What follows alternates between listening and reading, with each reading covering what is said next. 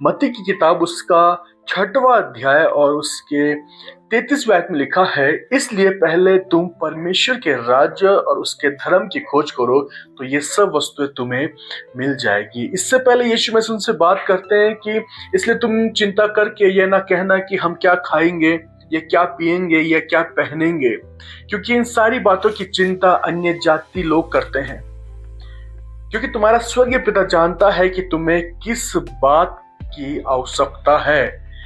और तब यीशु मसीह इस बात को कहता है कि तुम पहले परमेश्वर के राज्य और उसके धर्म की खोज करो तो ये सारी चीजें जिसके विषय में आप चिंतित हो, जिसके विषय में आप परेशान हो, ये सारी वस्तुएं तुम्हें यूं ही मिल जाएंगी। पर आपको बताना चाहता हूं कि हम बहुत सी बार दुनिया में और दुनिया की बातों को लेकर या अपनी अभिलाषाओं को लेकर बहुत सी बार चिंताओं में होते हैं, परेशान होते हैं। और हम आए दिन सोचते हैं कि हम क्या करें, कैसे करें, क्या हमारे जीवन में अच्छा है और क्या हमारे जीवन में बुरा है।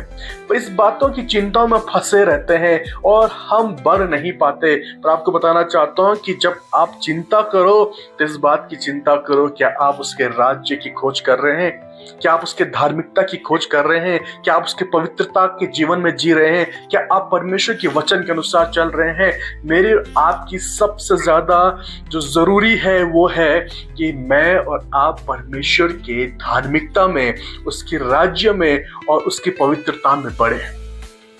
हमारे लिए सबसे ज्यादा जरूरी है कि हम परमेश्वर के वचन में पढ़ें। आज बहुत से लोग इस बात को नहीं सिखाते हैं कि आप परमेश्वर को ढूंढे, आप परमेश्वर को खोजे, आप उसके वचन के अनुसार चले, आप उसकी धार्मिकता की खोज में रहे, आप उसकी पवित्रता की खोज में रहे। परमेश्वर आपके जीवन से क्या चाहता है, परमेश्वर की मर्जी आपके जीवन में क्या है, आप उन बातों को ढूंढे, उन बातों को खोजना शुरू करें, उन बातों पर चलना शुरू करें।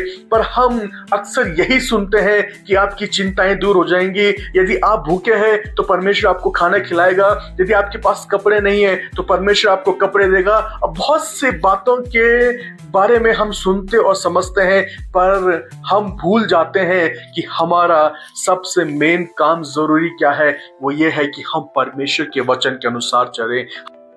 और बाइबल बताती है कि जब आप परमेश्वर के राज्य को, उसकी धार्मिकता को खोजेंगे तो ये सारी वस्तुएं आप मिल जाएंगी। इसका मतलब मेरे लिए सबसे पहला परमेश्वर का राज्य, उसकी धार्मिकता है।